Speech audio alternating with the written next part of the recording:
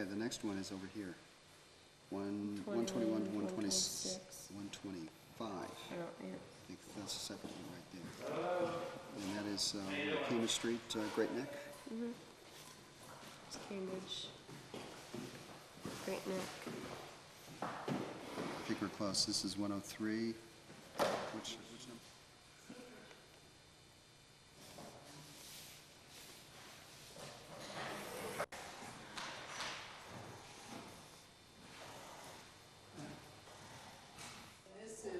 I think it does have control. I think it has to have continuity. It's got to be perceived to be your comfort blanket, and therefore it has to have power. I think in this context it has to have power. Whether it means that in a pure sense, I don't know, to be honest. But and it might not be possible for all sorts of practical reasons. It might have to be like you've just described. But I think that is what is given. You know.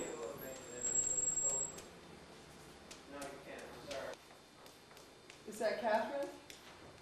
Kind of Yes, interesting. it is. Or area, or, you know, that there's some other way of doing this, that That's there may right. be new ways of handling Yeah, tourism, yeah, that's more ecological and more sustainable. that's right. Those things, and that then there's a series also of, what are you getting for it? Yeah. You know, what is the public And getting? the New whole public notion that you're not spaces, just protecting the landscape that you've got, you're actually creating new landscapes, New pieces, new yeah. pieces.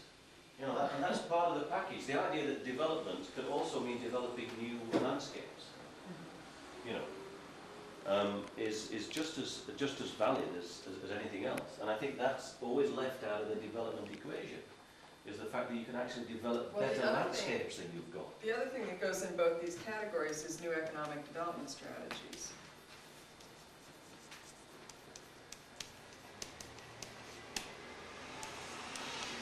Yeah.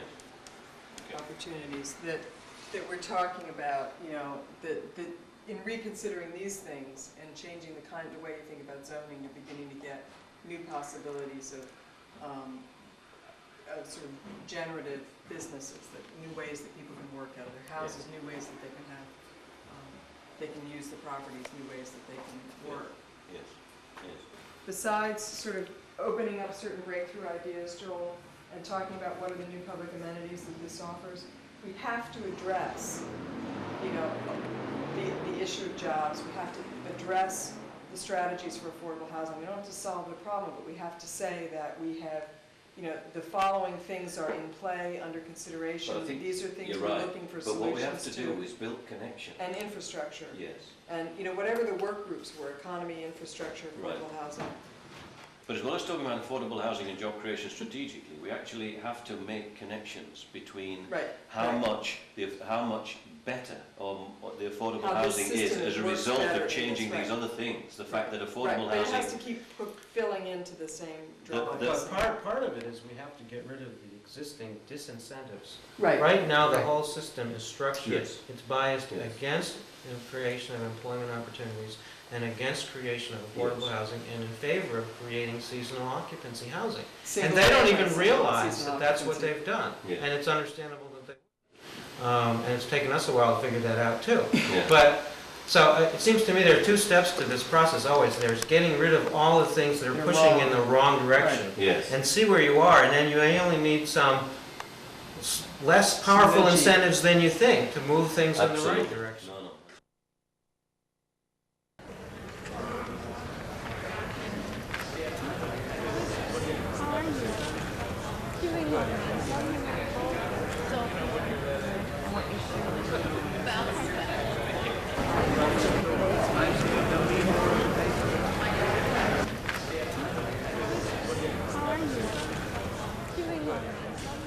Most of you, I'm assuming, were in some part here from Friday night through Saturday and Sunday, so it'll be quite interesting to see what we've done, or what I should say our consulting team has done. I didn't have a lot to do with it.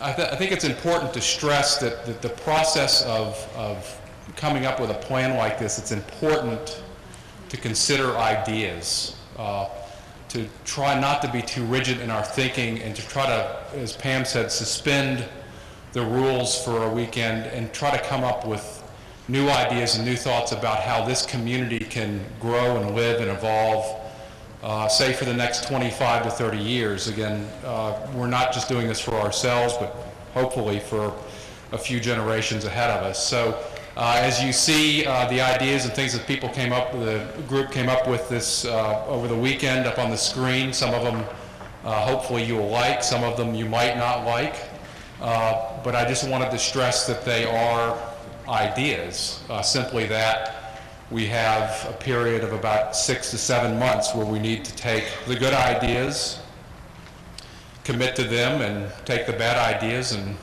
frame them up and put them on a wall and look at them 10 years from now for a laugh maybe. You've made great progress in a lot of them.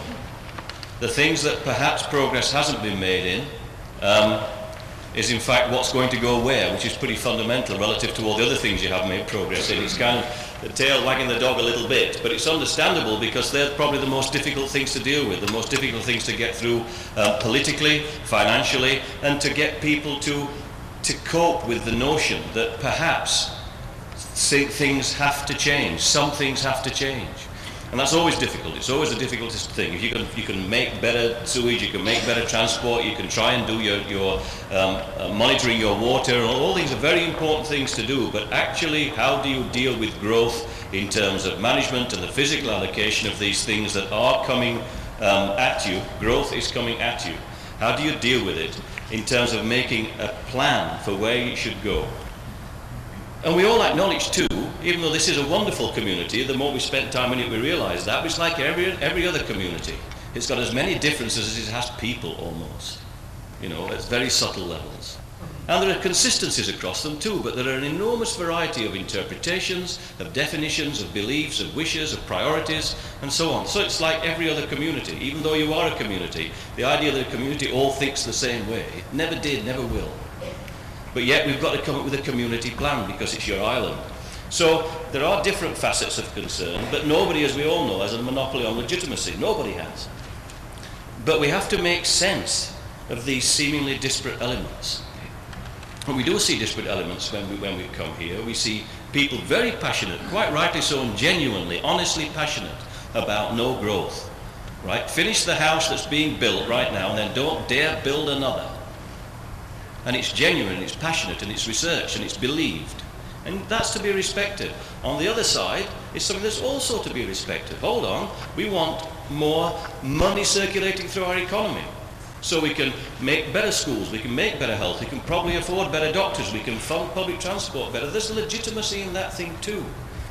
But they're way over here often, and then no doubt, as always is the case, there's a whole crowd of people somewhere in the middle that veer one way or the other, or probably stay quiet or whatever, and that's natural too.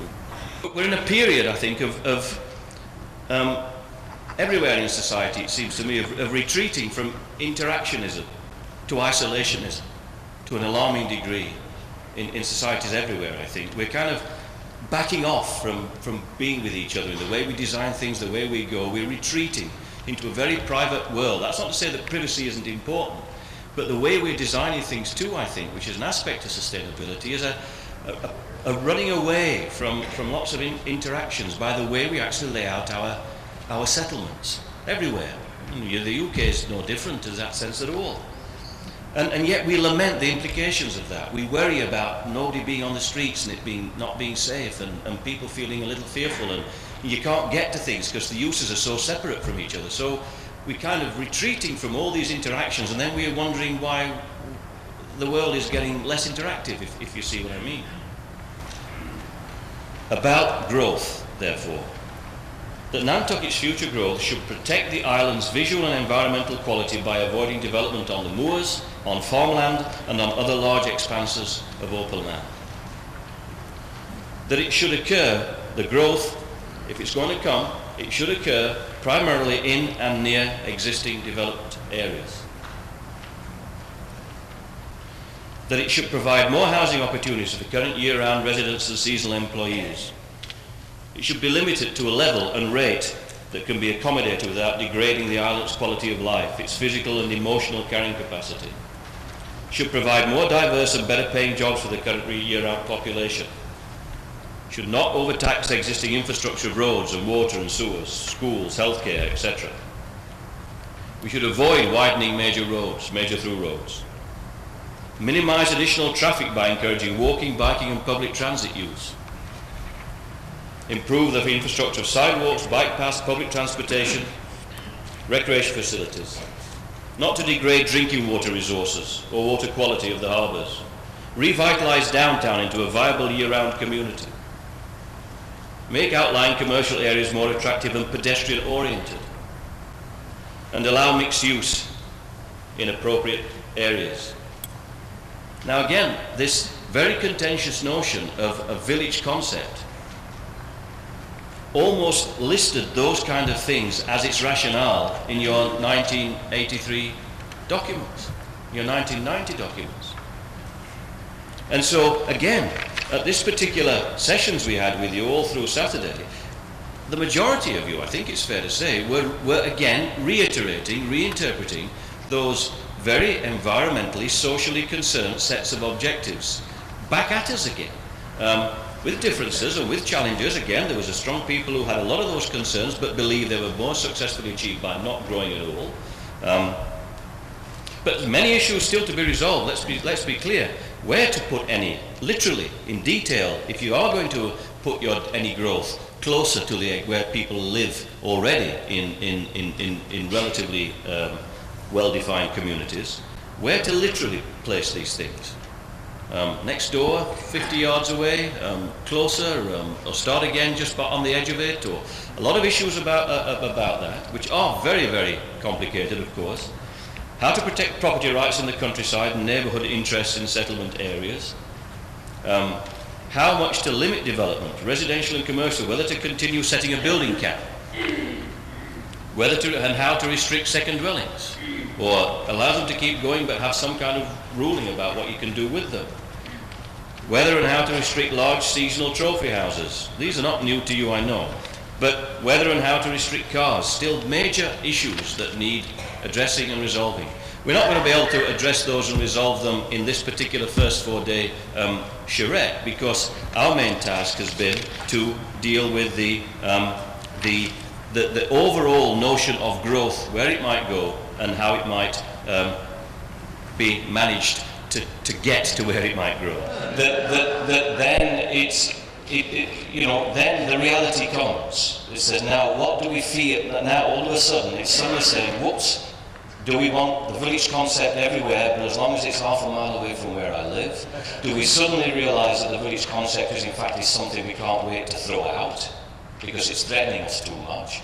Is it a level of change that we actually intellectually we like, but the idea of going through it as a community is just too much to bear? I mean, what actually is it? Because if this is not something like this, not this, something like this is not what you really want, then does that mean you go back to the status quo?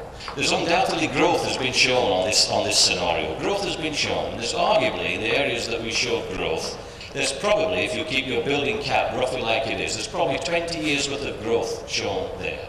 You probably will quote me when I say don't quote me, but I mean it's the sense we haven't scientifically sorted that out, but possibly there is. Now the no growthers will think that's a disaster, the pro-growthers will think, well, is that so bad? If what we're starting to involve is really frightens you once the words become diagrams and the houses become located, then we can't go silent, and you certainly as the inhabitants and residents of this place mustn't go back into your trenches and let the thing just carry on as it is, unless you all of a sudden have decided that it's perfectly all right.